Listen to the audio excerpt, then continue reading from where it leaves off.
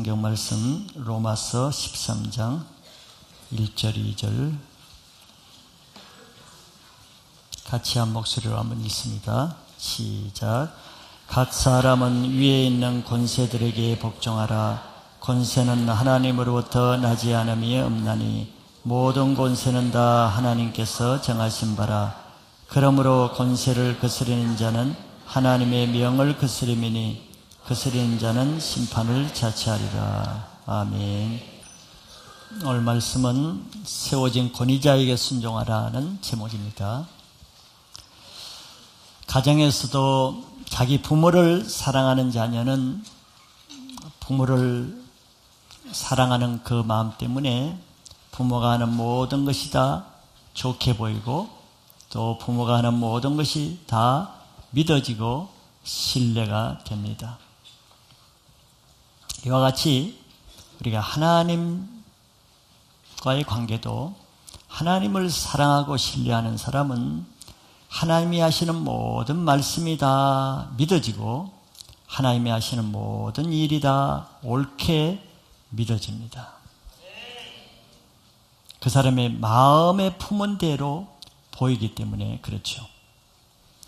그래서 하나님을 사랑하지 않는 사람은 그 마음 때문에 하나님의 아무리 옳은 말씀을 해도 그 말씀이 옳게 보이지 않고 하나님이 아무리 우리에게 선을 베풀어도 하나님이 하시는 일이 이해가 안 되고 불평이 될 뿐이죠. 만약 이렇게 자기 보기에 하나님 말씀이 옳게 생각이 안 된다 그러면은 왜 그럴까 하는 것을 한번 생각해 볼 필요가 있죠. 그것은 바로 자기 자신이 하나님 말씀을 벗어나 세상적인 가치관을 가지고 살기 때문에 그럴 것입니다. 또한 그리고 하나님이 하시는 일이 이해가 안 되고 부당하게 생각이 된다 그러면은 그 이유는 아마 자기 자신이 하나님 앞에 부당한 삶을 살고 있기 때문에 그럴 것입니다. 또 하나님의 말씀이 이 시대에는 도무지 맞지 않고 적용할 수 없는 것처럼 보인다 그러면은 하나님의 말씀이 그 시대에 잘못된 것이라기보다는 그 시대가 하나님 말씀과 동떨어진 악한 세대이기 때문에 그렇다고 할 수 있습니다. 왜냐하면 하나님 자신은 이 세상을 창조하신 창조주이시고 주권자이시고 절대 진리자가 되시기 때문에 그렇습니다. 하나님은 자기가 창조하신 이 세상에 그것을 다스리고 유지할 수 있는 제도를 만드시고 또 그 제도를 운영하고 관리할 수 있는 사람을 세우시는 일을 하죠. 그러나 우리가 알아야 될 것은 사람에 의해서 만들어진 이 세상의 모든 제도나 또 세워진 사람 어느 하나도 완전한 것은 없다는 것도 우리가 인정하고 받아들여야 됩니다. 왜? 이 세상에는 의인은 없나니 아무도 없다 그랬어요. 죄로 인해서 모든 인간은 완전하지 못하고 허물과 죄로 실수할 수밖에 없는 자이기 때문에 그렇습니다. 또 알아야 될 것은 그럼에도 불구하고 우리가 온전하지 않음에도 불구하고 하나님은 그 세워진 제도와 그 세워진 권세에 복종하라는 것도 하나님의 말씀이라는 것입니다. 그래야 하나님이 세우신 창조 질서가 유지될 수 있기 때문이죠. 우리가 알듯이 지금은 권위 파괴의 시대라고 할 수 있습니다. 마지막 때 사단은 모든 하나님의 창조 질서와 권위를 파괴하는 일을 하기 때문이죠. 그래서 자녀가 부모를 대적하고 며느리가 시어머니를 대적하고 하는 일이 마지막 시대가 되면 심해진다고 예수님이 예언을 했어요. 그러므로 마지막 시대의 교회는 무엇보다도 하나님의 창조 질서를 회복하고 그 가운데서 하나님이 세우신 사단이 무너뜨리려고 하는 그 하나님의 권위를 지키고 또 파괴된 하나님의 질서와 권위를 회복하는 이런 일에 힘써야 하는 것이 지금 마지막 시대의 교회의 사명이라고도 할 수 있습니다. 그래서 오늘 그런 면에서 오늘 하나님이 세우신 권위와 질서에 대해서 한번 하나님의 말씀을 통해서 보고자 하는 것이죠. 이것을 통해서 교회를 통해서 우리 믿는 그리스도인들을 통해서 하나님의 질서를 회복하는 그런 일에 쓰임받을 수 있기를 바라겠습니다. 하나님이 세우신 권위 몇 가지를 봅니다. 첫째는 가정에 세우신 권위를 보지요.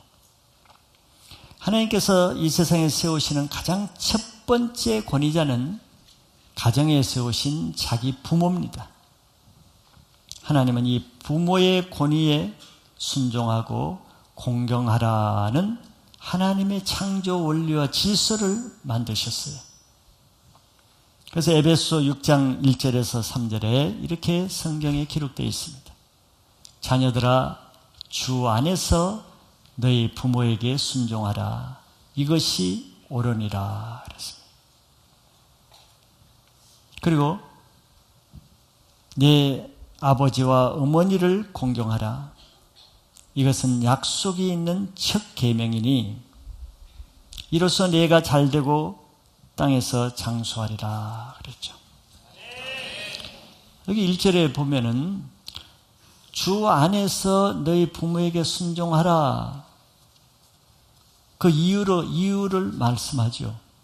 이유는 한마디, 그것이 옳기 때문입니다. 누구에게? 하나님 보시기에 옳기 때문이에요. 그리고 하나님은 그 옳은 일을 하는 사람에게는 복을 주시죠. 하나님이 부모에게 공경하고 또 순종하라고 하는 이 제도는 하나님이 세우신 부모의 권위를 통해서 그 자녀들에게 복을 주기 위한 시스템으로 만들었다는 것이죠. 그래서 하나님은 그 부모의 권위에 순종하는 자녀에게는 그 인생이 잘 되게 하시고 장수하는 복을 주신다 그랬어요. 왜?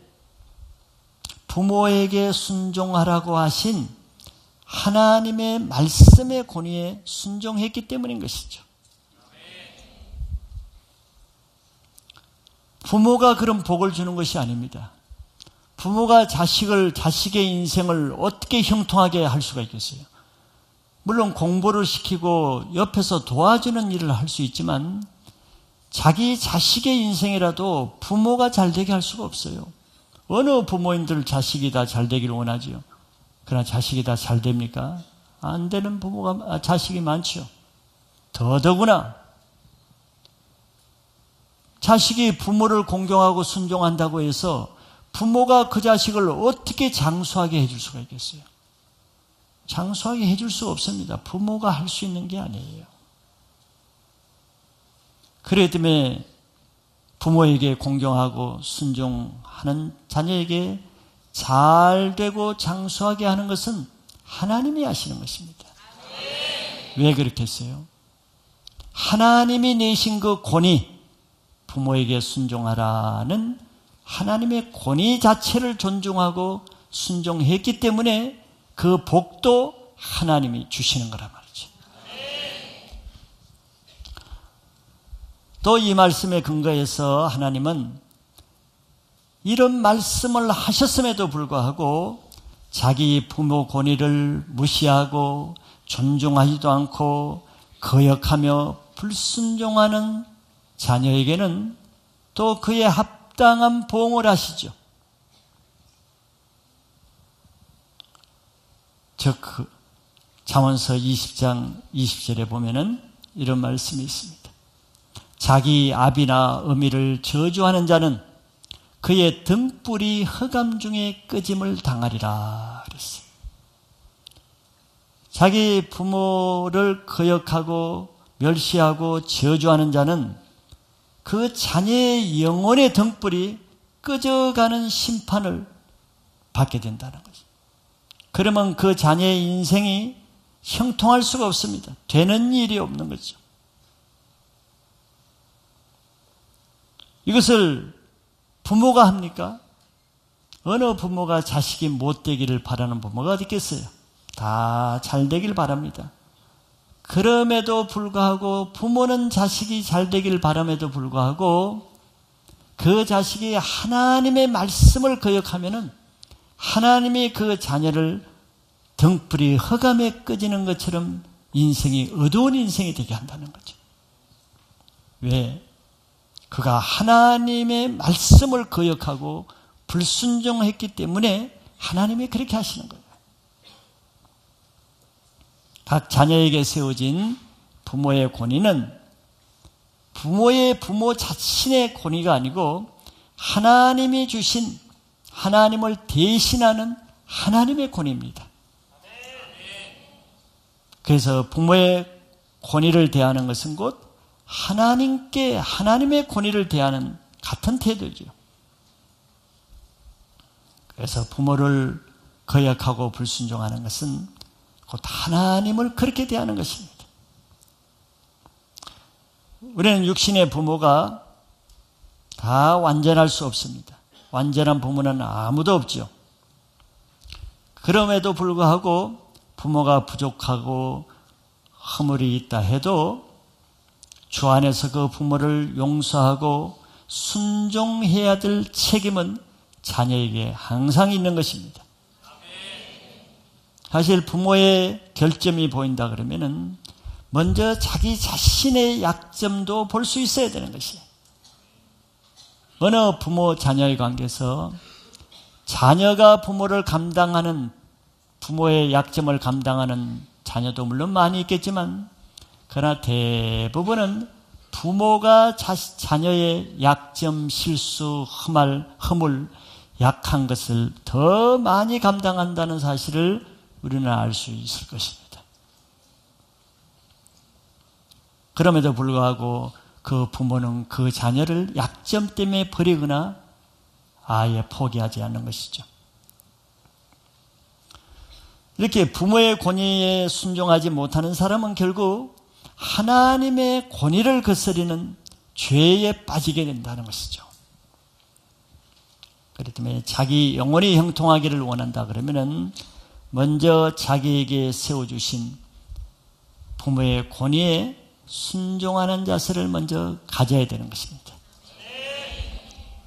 그래서 우리 믿음의 그리스도인들이 먼저 가정에 세우신 하나님의 질서, 부모에게 세우신 부모의 권위를 회복하는 일에 먼저 우리들이 그 일을 행하는 사명자가 되시길 바랍니다. 두 번째 하나님이 세우신 권위는 교회에 세우신 권위입니다. 하나님은 교회를 통해서 영적인 권위자를 세우시고 또 그들에게도 동일하게 순종하고 복종하라고 말씀하시죠. 모든 권위에 대한 하나님의 말씀은 동일합니다. 히브리서 13장 17절에 보면은 너희를 인도하는 자들에게 순종하고 복종하라. 그들은 너희 영혼을 위하여 경성하기를 자신들이 청산할 자인 것 같이 하느니라. 그들로 하여금 즐거움으로 이것을 하게 하고 근심으로 하게 하지 말라. 그렇지 않으면 너희에게 유익이 없느니라 그랬습니다. 이것도 누구를 위해서 합니까? 영적인 권위자를 위해서 하는 것이 아니죠. 너희를 위해서 한다 그랬습니다. 너희의 유익을 위해서 한다는 거예요. 부모에게 순종하라 말씀은 부모를 위해서 하는 것보다 자녀의 유익을 위해서 했죠. 마찬가지입니다.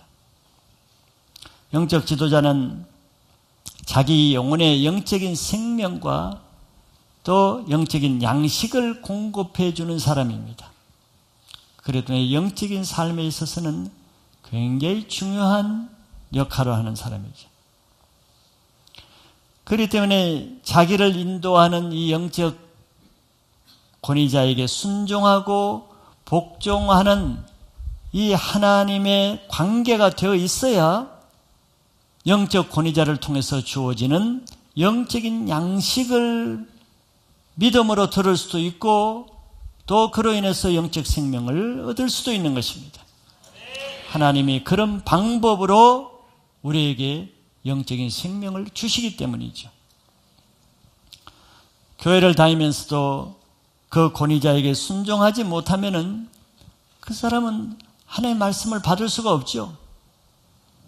하나님의 말씀이 잘못돼서가 아니라 그 사람이 먼저 그 하나님이 세우신 지도자와 관계가 묶여 있기 때문에 하나님의 말씀이 묶이게 되는 것입니다.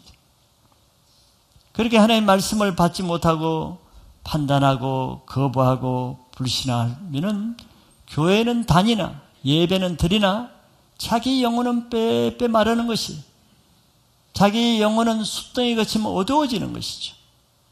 자기 영적 생명을 얻지 못하고 사단의 정죄에 빠지게 됩니다. 늘 판단하는 죄, 비난하는 죄에 빠지게 되는 것이죠. 그래서 성경은 영적인 권위자로 하여금 즐거움으로 하게 하고 근심으로 하게 하지 말라. 그 이유는 그래야 자기에게 유익이 있기 때문이라 그랬습니다. 그렇지 않으면 자기에게 유익이 없어요. 이렇게 말하는 것은 하나님은 우리 자신들을 위해서 말씀하시는 거예요.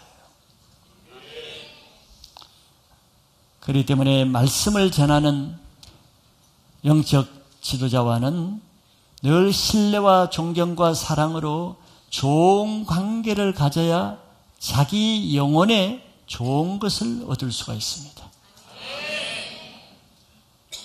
하나님은 세우신 영적 권위자를 통해서 양식을 전해주고 하나님의 뜻을 알려주고 하나님의 사랑을 알려주기 때문에 그런 거죠.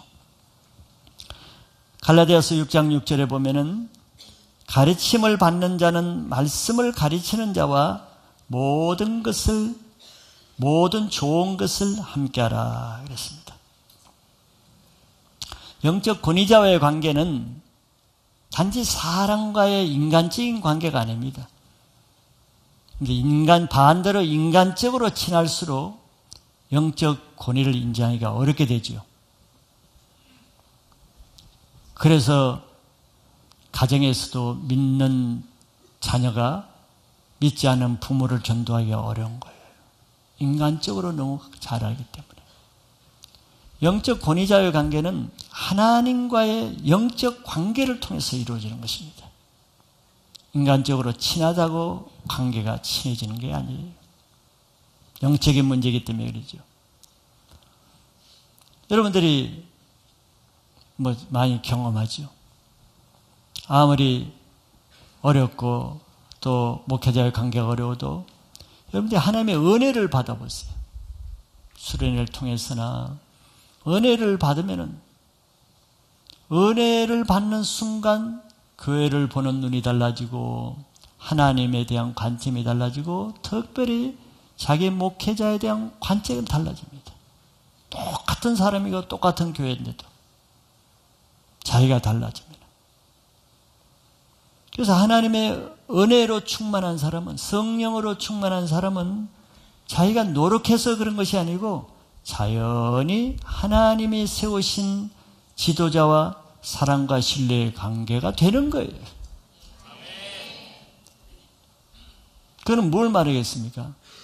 내가 그런 관계가 어렵다는 것은 사람의 무슨 관계가 아니고 내가 영적으로 하나님 앞에 어떤 문제가 있다는 것을 나타내는 것입니다. 왜냐하면 여러분들이 또 경험하죠. 그렇게 사랑하고 신뢰하고 존중하는 자기 목회자도 여러분들이 어떤 죄에 빠져서 시험에 들어봐요. 판단하고 정죄하는 죄에 빠져봐요. 가장 먼저 하나님이 싫어지고 교회가 싫어지면서 가장 대표적으로 나타나는 것이 그렇게 존경하고 사랑하고 신뢰한 자기 목회자가 반대로 가장 나쁜 상대로 관계가 됩니다. 그게 무슨 관계가 있습니까? 영적인 관계라는 것이죠. 내 영적 상태에 따라 이 관계가 달라진다는 것입니다. 그래서 내가 은혜가 있고 내가 하나님과의 관계가 좋으면은 내가 애쓰는 것이 아니라 내 영이 저절로 하나님의 사랑이 느껴지고 교회가 귀하게 여겨지고 자기 말씀을 전하는 목회자와 신뢰와 사랑의 관계가 되어지는 것이죠. 그래서 그런 사람은 항상 갈라디아서 6장 6절에 말한 대로 말씀을 가르치는 자와 은혜와 감사와 기쁨으로 늘 좋은 것으로 함께하죠. 늘 좋은 것으로 함께합니다. 그러나 여러분들 하나님 그러다가도 그 은혜가 항상 있는 것은 아니죠. 하나님의 은혜가 사라지고 하나님의 사랑이 느끼지 않고 죄에 빠져서 시험에 들고 판단과 정죄로 빠지게 되면은 가장 먼저 하나님의 근심, 성령의 근심이 되면서 그것이 보이는 영적인 지도자의 근심이 됩니다. 그래서 늘 말씀을 전하는 사람과는 무슨 관계가 됩니까? 뭘로 함께합니까? 늘 힘든 일 가져와서 함께하고 어려운 일, 괴로운 일, 나쁜 것으로만 함께하고 늘 불평할 일, 대적할 일, 늘 정죄하고 판단할 일, 늘 악하고 나쁜 것으로 자기 영적 지도자와 그런 문제로만 함께하죠. 왜냐하면 그런 사람은 좋은 일이 있을 때는 좋은 것은 항상 다른 사람과 함께합니다. 그리고 나쁜 것만 영적인 사람과 함께하죠. 이게 영적인 문제입니다. 사람의 문제가 아니죠. 좋은 것을 할 때는 뭐 감사나 은혜나 이게 없습니다. 불평한 일, 잘못한 일, 못된 것만 가지고 늘 함께하는 것이죠. 시편 105편 15절에 이런 말씀을 하십니다. 이러시기를 나의 기름 부은 자를 손대지 말며 나의 선지자를 해하지 말라 하셨도다. 나의 기름 부은 자 선지자는 누굽니까? 하나님이 세우신 사람입니다. 하나님의 사람이죠. 하나님이 세우신 사람을 해롭게 하고 손을 대는 사람은 하나님께 그렇게 하고 싶은 마음이 그런 모습으로 나타나는 것이죠. 그래서 영적 지도자와 묶이게 되면은 하나님과 그 사람이 묶여 있다는 것을 나타내는 것입니다. 그렇기 때문에 자기 영혼을 위해서 하나님과의 관계를 위해서 하나님은 말씀을 가르치는 자와 좋은 것으로 함께하며 자기를 인도하는 영적인 지도자에게 순종하고 복종하라고 하는 것은 그래야 내 영혼이 형통하게 되고 그 말씀을 가르치는 사람을 통해서 영적인 양식을 받을 수 있기 때문에 그렇습니다. 그러지 않으면 예배를 드려도 뭐 말씀이 들립니까? 전부 다 혼적으로, 이론적으로, 지식으로는 다 들어요. 그러나 변화가 없죠. 관계가 변화가 없습니다. 이 세상에 자기 마음에 맞는 부모가 얼마나 되겠습니까? 그래서 부모에게 순종하기 힘들다고 하죠. 마찬가지로 자기 눈에 완전한 영적 지도자가 얼마나 되겠습니까? 답은 없다는 것이에요.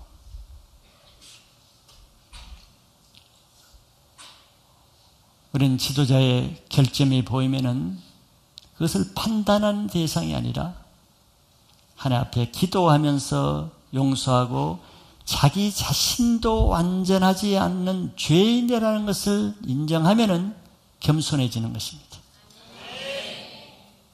믿음의 조상이라고 하는 아브라함도 많은 결점을 가졌었지만 하나님의 그 결점 때문에 뭐라고 하지 않는 거예요. 심지어는 모세까지도 대단한 지도자로 세웠지만 그도 역시 결점이 있는 거예요. 그러나 모세의 결점을 지적하고 판단한 미리암과 아론이 오히려 징계를 받았죠. 하나님의 원리가 무언가를 잘 알려주는 것입니다. 물론 모세가 잘한 건 아니죠. 그럼에도 불구하고 자기가 세운 종을 하나님만이 그의 권리가 있는데 아론과 미리암이 자기 누나요 형이라고 해서 그 모세를 전개하고 판단할 때 하나님은 그들에게 문둥병이 들리게 하는 것입니다. 그러므로 우리는 지도자의 부족함을 판단하고 불순종하면은 자기 자신은 그 지도자보다 더 큰 죄를 범하는 것이라는 지혜를 가져야 됩니다. 그러나 그를 위해서 우리는 중보기도 함으로 하나님 앞에 상급을 쌓는 삶을 사는 것이 지혜입니다. 그래서 이 시대에 교회의 권위를 무너뜨리고 교회의 영적 권위에 들어오지 못하고 영적 지도자의 권위를 파괴하려는 그런 시대에 우리 자신이 영적 권위를 회복하는 그런 그리스도인의 삶을 지킬 수 있기를 바랍니다. 세 번째는 사회에 세우신 권위자죠. 하나님은 사회 기간에 세워진 육신의 이런 권위자에게도 동일하게 순종하라고 하십니다. 모든 권위는 하나님으로부터 나지 않는 권위가 없기 때문에 그렇죠. 그렇기 때문에 우리는 교회뿐만 아니라 사회에 나가서 여러분들 직장 생활이나 사회 생활 안에 세워진 자기 상관에게도 순종해야 됩니다. 골로새서 3장 22절 이하에 보면은 이렇게 말씀하고 있습니다. 종들아 모든 일에 육신의 상전들에게 순종하되 사람을 기쁘게 하는 자와 같이 눈가림만 하지 말고 오직 주를 두려워하여 성실한 마음으로 하라. 무슨 일을 하든지 마음을 다하여 주께 하듯 하고 사람에게 하듯 하지 말라. 이는 기업의 상을 주께 받을 줄 아나니 너희는 주 그리스도를 섬기느니라. 불의를 행하는 자는 불의의 보응을 받으리니 주는 사람을 외모로 취하심이 없느니라. 세상에 완전한 제도도 없고 다시 말하지만 완전한 상관도 없습니다. 그걸 요구하는 자체가 문제를 일으키는 것이죠. 하나님도 다 아세요. 하나님도 아시지만 그럼에도 자기 위에 세워진 상전들에게 순종하되 대충 형식적으로 근성으로 사람을 기쁘게 하는 자와 같이 눈가림만 하지 말라 그랬어요. 더더구나 오직 주를 두려워하여 성실한 마음으로 하고 그 다음에 23절에는 마음을 다해서 죽게 하듯 하고 사람에게 하지 말라, 하듯 하지 말라 그랬어요. 죽게 하듯 하라고 왜 말씀하게 했어요? 그 말씀을 하신 분이 주님이기 때문에 주님의 말씀을 순종하는 마음으로 하라는 것이죠. 세상의 상전은 여러분들이 다 매일 겪는 거 아닙니까? 또 여기도 상전인 사람이 있을 것이고 자기 상전을 봐도 자기 자신을 봐도 자기 밑에 사람을 봐도 똑같은 것입니다. 자기 상전이라고 해서 자기보다 다 나은 사람이 있는 게 아니죠. 물론 업무적으로나 기술적으로는 더 나을 수가 있을 거예요.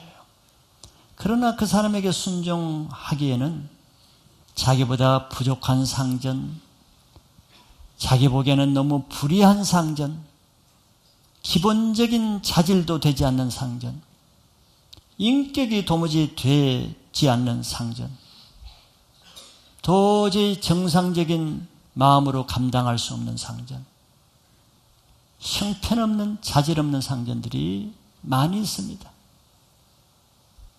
주님이 모르시겠어요? 다 알지요. 그럼에도 불구하고 그런 상전에게도 순종해야 되는 이유는 그 상전에게 순종하기 이전에 그 상전에게 순종하라고 만드신 원리와 제도를 내신 그 하나님의 권위에 순종하라는 것이죠. 그래야 사회 질서가 유지되기 때문입니다. 자기가 상전이 되었다고 생각해 보세요. 그러면 자기 밑에 사람이 자기도 약점이 있는데 자기도 고쳐지지 않는 그 약점 때문에 늘 밑에 사람이 아이 부장님 왜 성격이 왜 그래요? 아 그게 뭡니까 도대체? 맨날 이렇게 하고 아이 그것 때문에 나 부장 신뢰할 수 없어요. 일 못하겠어요. 그러면 어떻게 했습니까? 역지사지로 생각해 보세요. 자기도 완전하지 못하거든. 하나님은 부족하지만 하나님이 만드신 이 세상 질서를 지키기 위해서는 하나님의 말씀을 지켜야 될 이유가 있는 거예요. 베드로전서 2장 18절에 하나님은 우리의 어려운 것을 다 알고 계십니다. 18, 19절에 보면은 사환들아 범사에 두려워함으로 주인들에게 순종하되 선하고 관용하는 자들에게만 아니라 또한 까다로운 자들에게도 그리하라. 부당하게 고난을 받아도 하나님을 생각함으로 슬픔을 참으면 이는 아름다우나 그랬습니다. 주인들에게 순종하려고 할 때 많은 사람들은 다 변명거리를 가지고 있죠. 우리 상전이 이렇기 때문에 내가 어떻게 순종할 수 있냐? 이렇기 때문에 그 사람 말에 어떻게 따를 수가 있는가? 변명거리가 있습니다. 그것도 하나님이 아세요. 그래서 18절에 보면은 주인들에게 순종하되 선하고 관용하는 자들에게만 아니라 또한 까다로운 사람에게도 그리하라 그랬어요. 범사에 두려워함으로 앞에 한마디 더 붙였어요. 두려워함으로. 우리는 까다로운 사람, 일리가 없는 사람, 성질이 못된 사람에게는 그런 상전에게는 순종 안 해도 될 것처럼 생각하는 마음이 있죠. 그런 마음을 두려워하라는 거예요. 그러나 하나님의 뜻이 아니기 때문에. 늘 우리는 선한 사람, 너그러운 사람, 자기 잘 받아주는 사람, 자기 마음에 맞는 사람에게만 순종하려고 그러죠. 하나님도 그 마음 다 알아요. 그 마음을 아시고 그렇게 했죠. 선하고 관용하는 자들에게만 아니라 또한 까다로운 자들에게도 그리하라. 다 이유가 있겠죠. 19절에 보니까 부당하게 고난을 받아도 하나님을 생각함으로 슬픔을 참으면 이는 아름다우나 그랬어요. 그리고 그 다음에 보면 이제 죄를 행하고 매를 맞으면 뭐가 유익이 있겠냐 그랬어요.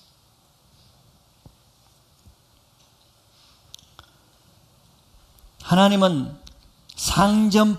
상전의 잘못만 보겠어요? 아니죠. 하나님은 그 밑에 상전을 대하는 그 밑에 사환들의 잘못도 다 보고 계십니다. 똑같이 보는 거예요. 그래서 하나님은 악한 자는 더 악한 자를 통해서 훈련하죠. 항상 의인을 통해서 훈련하는 것이 아니고 그 부족한 상전을 통해서 자기 안에 있는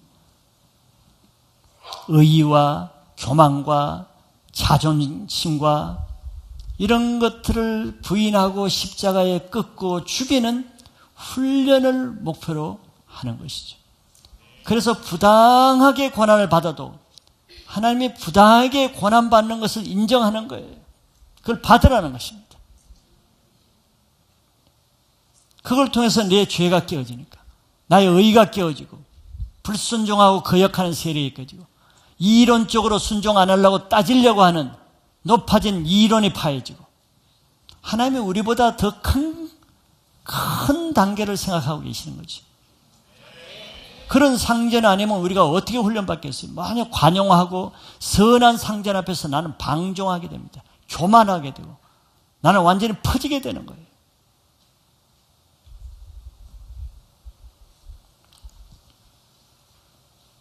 그렇기 때문에 상전의 약점이 보일 때는 상전의 약점만 보지 말고 하나님이 왜 그 상전을 보내주셨는지 자기 속의 약점과 훈련받아야 될 점과 십자가에 죽어져야 될 자기 모습을 바라볼 수 있는 자가 하나님의 사람이요 겸손한 사람입니다. 교만한 사람의 특징을 여러분들이 아시죠? 늘 남의 눈에 티끌만 보는 거예요. 자기 눈에 들 뻔을 모르는 것입니다. 판단하고 정죄하는 사람의 특징을 보세요. 그 눈에 들보가 있다는 것입니다. 판단 받는 사람보다 훨씬 약점이 많이 가진 사람이 꼭 판단하는 거예요. 그게 성경적입니다. 그러니까 판단이 되는 거예요.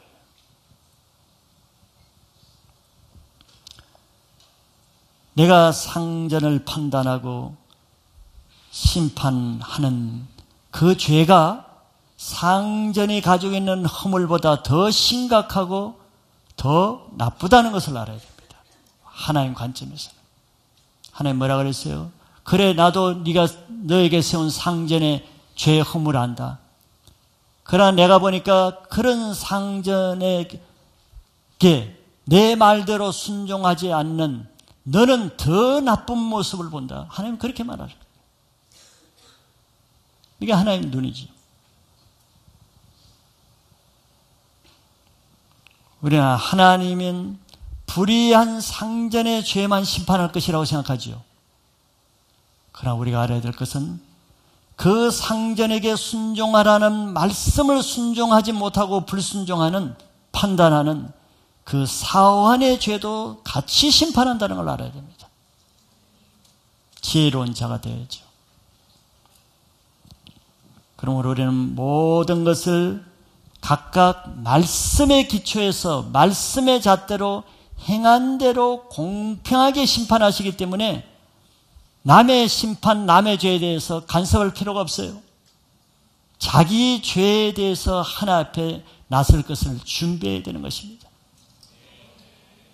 그래서 부당하게 고난을 받아도 하나님을 생각함으로 슬픔을 참으면 이는 아름답다고 했단 말이죠. 하나 앞에 그 사람은 굉장히 아름다운 거예요. 부당한 대우를 받으면서 그 상관에게 순종하면은 하나님 앞에는 굉장히 옳고 굉장히 아름답게 보이는 것이란 말이죠. 그 말은 반대로 상관이 온전하지 못하기 때문에 불순종하고 판단한 그 사람은 하나 앞에 더 나쁘게 보인단 말이에요.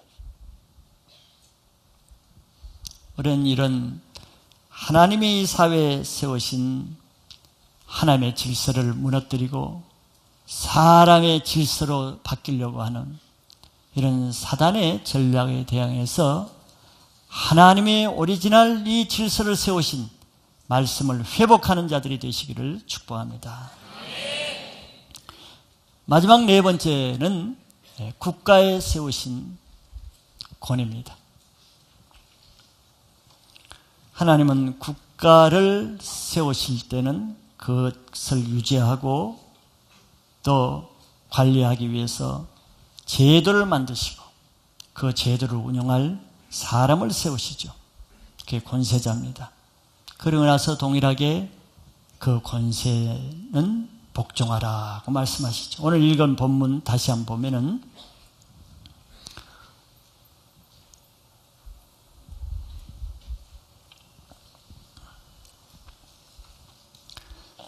13장 1절 2절 같이 한번 읽어볼까요? 시작. 각 사람은 위에 있는 권세들에게 복종하라.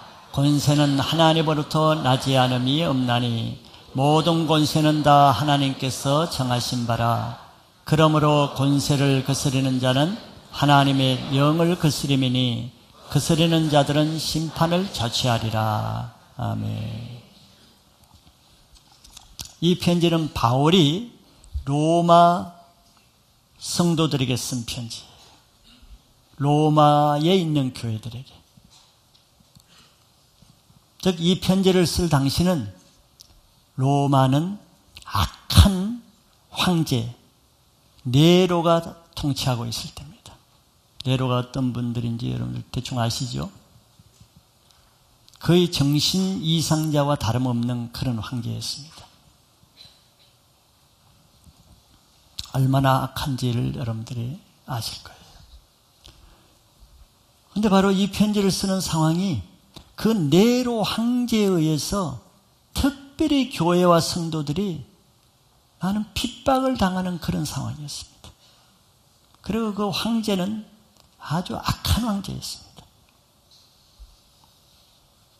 결국 바울 자신도 그 악한 황제로 인해서 마지막에는 참수형으로 순교하고 죽었습니다.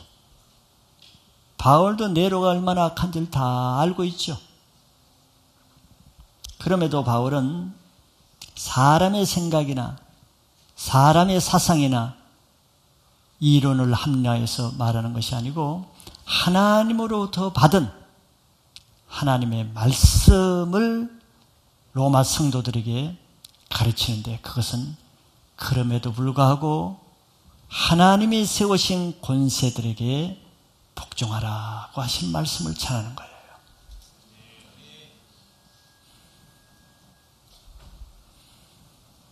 사람의 생각, 사람의 제도보다는 항상 우리는 하나님의 말씀을 우선해야 될 이유가 여기 있는 거예요. 바울은 그 황제에 의해서 죽임을 당하면 이런 악행을 받았음에도 불구하고, 그럼에도 불구하고 자기 자신의 개인의 생각을 말하지 않고 하나님의 말씀을 지키라고 하는 거예요. 이게 하나님의 사람의 모습이죠. 하나님의 사람은 자기에게 아무리 부당하게 보이고 억울하고 이 시대가 너무 잘못된 것 같아도 그럼에도 불구하고 하나님 말씀 편에 서는 사람입니다. 그게 믿음이에요.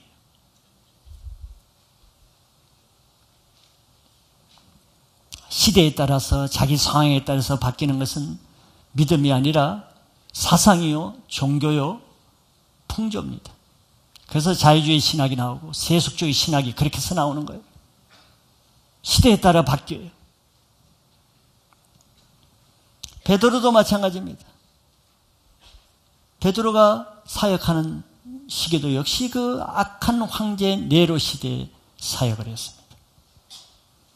그리고 베드로 역시 그 악한 황제가 통치하는 그 시대에 핍박을 받아서 순교했습니다.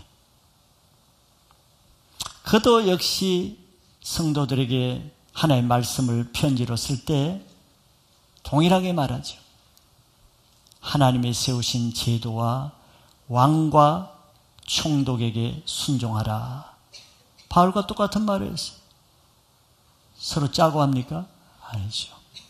하나님으로부터 바울에게도 하나님의 똑같은 말씀을 받았고 베드로도 하나님으로부터 같은 말씀을 받았기 때문에 하나님의 말씀이 같기 때문이에요. 베드로전서 2장 13, 14절에 이렇게 말씀합니다. 베드로가 성도들에게 이렇게 씁니다. 인간의 모든 제도를 주를 위하여 순종하되 혹은 위에 있는 왕이나 혹은 그가 악행하는 자를 징벌을 하고 선행하는 자를 보상하기 위하여 보낸 총독에게 하라 그랬습니다.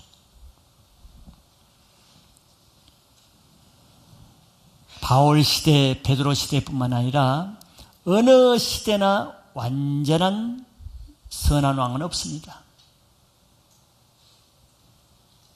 어느 시대나 악한 왕들은 존재하고 어느 시대나 그 악한 왕에 의해서 나라가 힘들고 무고하게 억울하게 죽는 의인들이 많습니다. 바울과 베드로 시대만 그런 게 아니에요. 지금도 그렇고 과거에도 그렇고 앞으로도 악한 왕들에 의해서 무고하게 죽음을 당하거나 순교당하거나 억울한 피해를 입는 사람은 항상 있게 마련입니다. 왜? 아무도 완전한 사람이었기 때문에. 아무도 완전한 왕이었기 때문에. 하나님이 완전한 왕을 세우려고 그러면은 아무도 왕으로 세울 사람이 없어요. 그러나 하나님은 왕을 세우지요. 완전해서가 아니라 세우는 것입니다. 그래서 우리가 심지어 존경받는 다윗이라고 해서 완전하지 않습니다. 그도 왕으로 있을 때 실수를 했어요. 우리가 존경하는 왕이라고 할 수 있는 유다에 나오는 솔로몬, 히스기야, 아사, 요시야, 성왕이라고 하지만 그들도 성경에 보면 다 실수를 하고 죄를 짓고 완전한 왕 없습니다.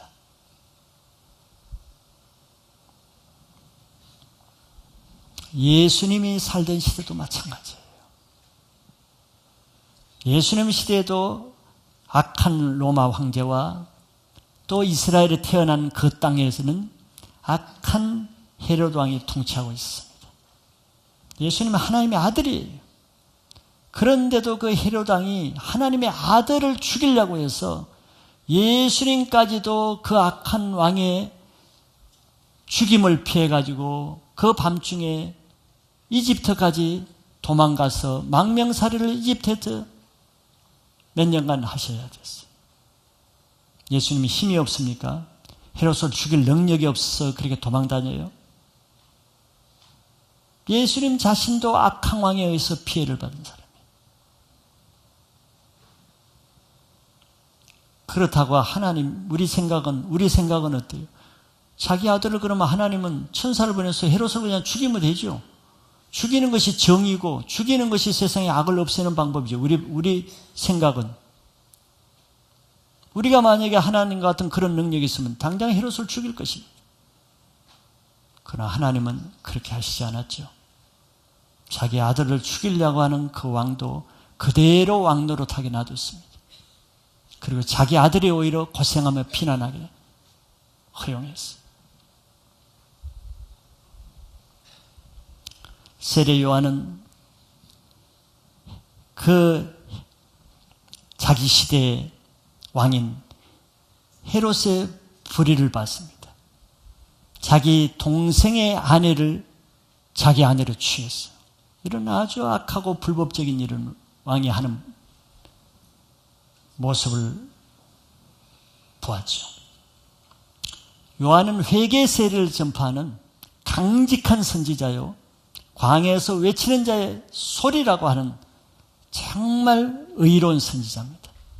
그래서 이것을 볼 수가 없어서 헤롯의 죄를 책망했습니다. 그때 헤롯이 회개를 하는 것이 아니라 바른 진리를 선포하는 요한을 옥에 가둬버렸죠. 너무 억울하잖아요. 그럼 예수님이 좀 구명운동을 하고 제자들과 무리를 데려가서 항의도 하고 시위도 하고 풀어주라 이게 웬 말이냐 하고 했을 때, 그럼 예수님이 시위의 원조가 됐을 텐데 예수님 그걸 다 아셨어요. 세례 요한이 억울하게 옥에 갇힌 거 예수님 다 아십니다. 그럴 능력도 있어요. 그러나 그 일을 하지 않았죠. 그래도 결국은 세례 요한은 그 헤롯 왕의 생일날, 기쁜 잔칫날, 세례 요한은 헤로디아의 딸에 의해서 억울하게 목이 잘려서 죽게 됩니다. 너무 기가 막힌 사실이죠. 우리가 봐도 너무 마음이 아픈데 하나님이 보시기에, 예수님이 보시기에는 얼마나 마음이 아프고 우리 속에는 분이 나잖아요. 이런 불의한 왕, 당장 죽여야 마땅한 왕이죠. 예수님은 그 왕을 사실 불로, 천사들을 보내거나 불로 당장 그냥 죽일 수가 있습니다. 그 자리에서 죽일 수 있습니다. 잔칫날 그냥 세례 요한을 죽이는 것이 아니라 헤롯을 죽일 수가 있어요. 능력이 없어 그런 것이 아닙니다. 그러나 그렇게 하지 않았죠. 우리가 보기에는 너무 답답하지요. 우리가 보기엔 좀 시원하게 했으면 좋겠는데 답답하죠.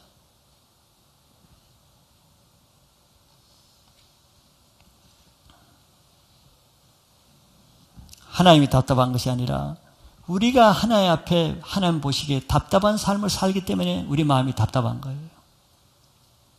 하나님의 뜻에 합당한 삶을 살지 않기 때문에. 예수님은 세례 요한이 그 억울하게 처형됐다는 소식을 들었습니다. 성경에 나오죠. 소식을 듣자마자 어떻게 했습니까? 막 분이 나가서 얘들아 칼 준비해라 하고 공격하려고 하는 게 아니에요. 그 예수님은 헤롯이 그 악하게 행한 것을 다 보고도 이 나라 살고 싶다, 살기 싫다 해서 딴 나라 요르단이나 시리아나 딴 나라 가서 살 수도 있겠죠. 어떤 사람은 그렇게 할 거예요. 이 나라에 살기 싫다. 그러나 예수님은 바로 그렇게 악하게 행하는 그 헤롯이 통치하는 그 땅에서 하나님의 복음을 전하는 사역을 시작하셨다고 했어요. 그 악한 왕이 통치하는 그 땅에서 하나님의 말씀을 증거해서 하나님 나라를 세우는 일을 하셨다는 거예요.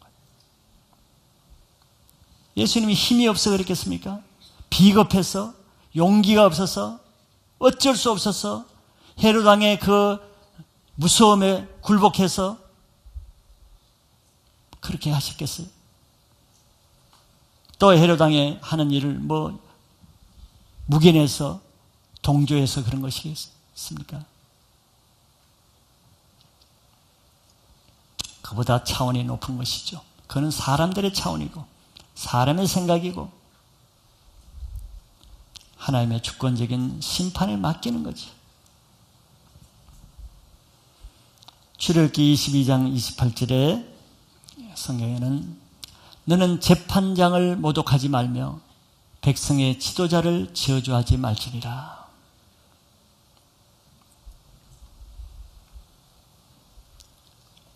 재판장, 백성의 지도자는 하나님이 세우신 것이죠. 모든 권세가 하나님부터 나지 않음이 없다 그랬으니까. 그 말은 곧 세우신 모든 지도자 권세자들을 다루고 심판하고 판단할 권세는 오직 그를 세우신 하나님밖에 없는 거예요. 다른 사람이 관장할 권한이 없습니다.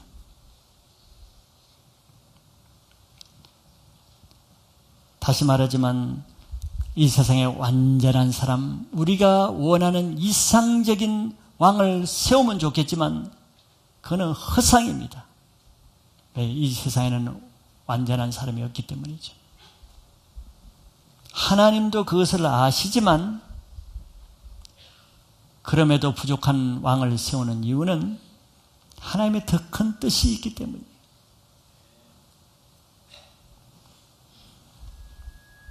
우리가 현실 상황을 봐도 야당이 되면은 항상 정의와 옳은 말을 합니다. 그래서 여당은 완전히 잘못되고 야당은 정말 신선하게 옳은 의로운 사람처럼 보이죠. 그러나 그 다음에도 그 야당이 또 집권을 해요. 그럼 모든 백성과 모든 정당들이 다 우러러봅니까? 또 마찬가지예요. 그 죄인이 그 죄인이기 때문에 또 공격을 받습니다. 또 다른 야당으로부터 또 공격을 받죠. 잘못하기는 다 마찬가지인 거예요. 그렇기 때문에 우리는 여당이나 야당이 아니라 하나님 말씀 편에 서는 사람이 되어야 됩니다. 여당이나 야당은 사람이 만든 당이에요. 그러나 하나님의 말씀 편에 서야 하나님의 뜻을 이루는 신앙을 할 수가 있는 것입니다. 그렇기 때문에 우리는 세워진 왕을 위해서 기도하는 사명을 감당해야 됩니다. 그 왕이 하나님의 뜻에 순종해서 하나님의 공의를 나타내며 하나님의 기뻐하는 왕이 될 수 있도록 기도해 주는 것이 우리들의 사명이에요.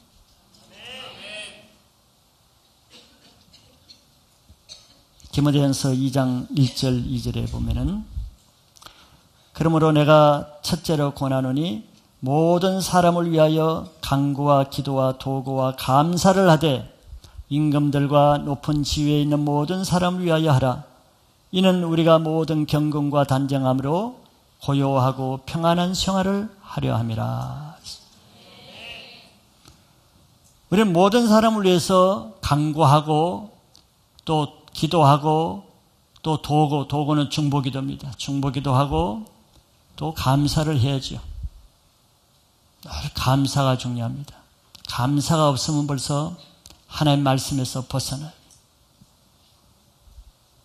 그런데 특별히 기도하고 중보기도하고 감사하되 특별히 임금들과 높은 지위에 있는 모든 사람을 위해서 하라 그랬어요. 왜? 이들은 영향력을 주는 권세자이기 때문에 그렇습니다. 무슨 영향력? 우리의 안정과 평안과 좋은 신앙생활과 자유로움을 주기도 하고 구속하기도 하는 이런 영향력을 가진 통치자이기 때문에 특별히 이런 임금들과 높은 지위에 있는 사람을 위해서 기도하라고 하는 거예요.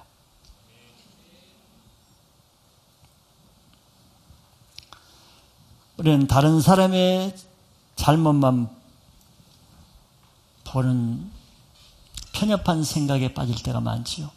즉 자기를 보지 못하고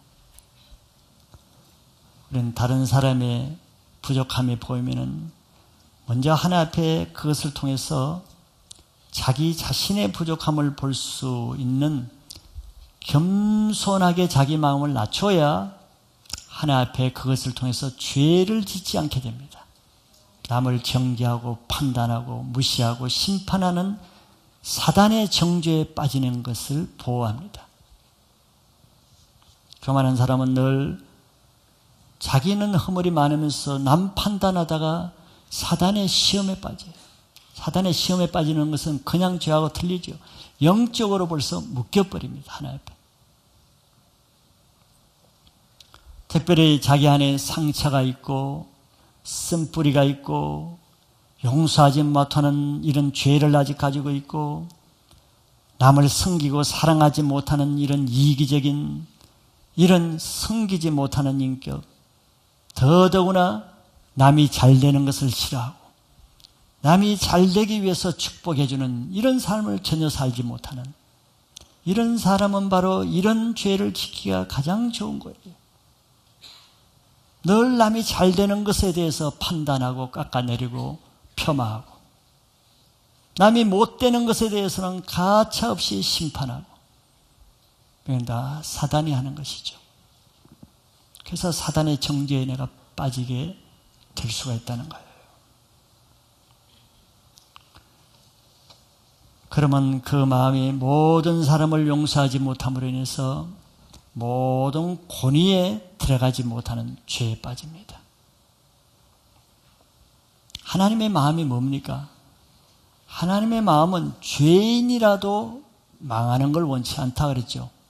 죄인이라도 그가 회개하고 돌아와서 어떻게든지 잘 되기를 원하는 것이 하나님의 마음입니다. 예수님이 의인을 위해서 온 게 아니잖아요. 착하고 선한 사람을 위해서 온 게 아니란 말이죠. 죄인을 위해서 와서 그 죄인도 잘 되기를 원해서 자기 목숨을 십자가에 내어주는 것이 하나님의 마음이에요. 그렇기 때문에 우리는 이 하나님의 마음을 가지려면 남이 잘 되는 것을 좋아하는 마음을 가져야 됩니다. 더더구나 하나님이 세우신 하나님이 사랑하시는 사람이 잘 되는 것을 바라야 내가 사단 편에 서는 것을 방지받게 됩니다.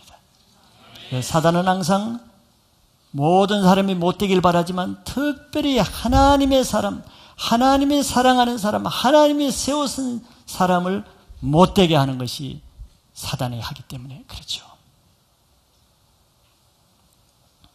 그렇기 때문에 우리는 늘 감사라는 말을 디모데서에서 말하죠. 바울이 늘 자기에게 감사한 것을 찾아야 됩니다. 자기 위에 세워진 사람에 위해서 약점, 허물, 손해본 것, 나쁜 것만 찾는 것이 아니고 그들에게서 늘 감사할 것, 사랑할 것, 칭찬할 것, 축복할 거리를 찾아서 늘 남이 잘 되도록 축복해주는 삶을 생활하면은 하나님이 내 영혼을 형통하게 해주십니다. 남이 잘 되는 것을 싫어하는 사람 보세요. 남이 잘 되면 그것을 아주 싫어하고 판단하는 사람 보세요. 그 사람 영혼이 더 못됩니다. 그 사람 영혼이 하나 앞에 묶이게 되는 거예요.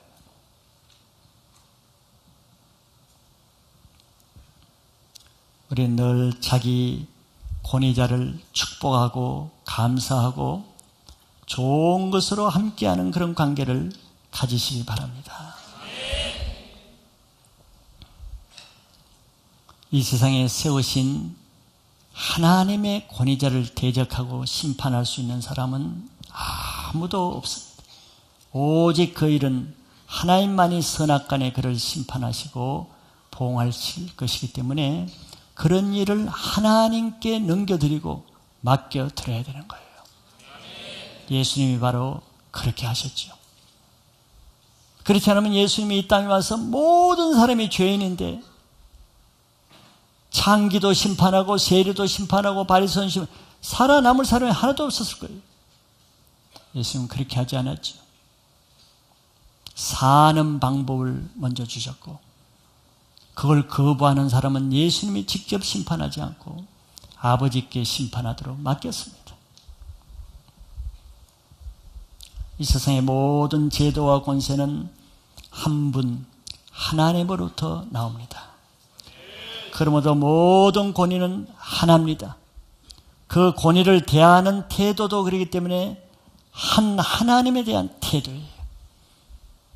즉 내가 부모를 대하는 태도가 부모에게 대하는 태도가 아니고 그것은 영적 지도자에 대한 같은 태도이고 직장 상사를 대하는 그 태도가 직장 상사에게만 대하는 태도가 아니고 나라에 세우는 권위자를 대하는 같은 하나님을 향한 태도라는 것이에요.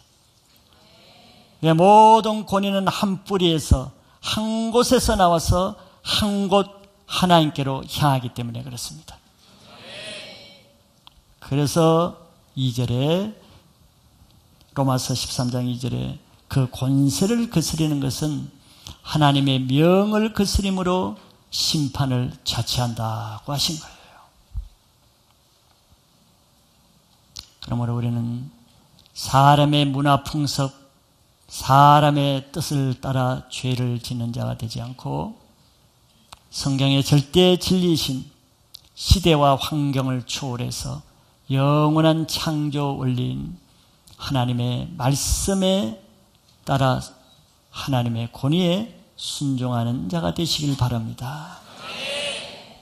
그래서 하나님이 세우신 권위자를 축복하고 순종함으로 하나 앞에 자신의 영혼이 형통할 수 있는 신앙을 하시기를 축복합니다.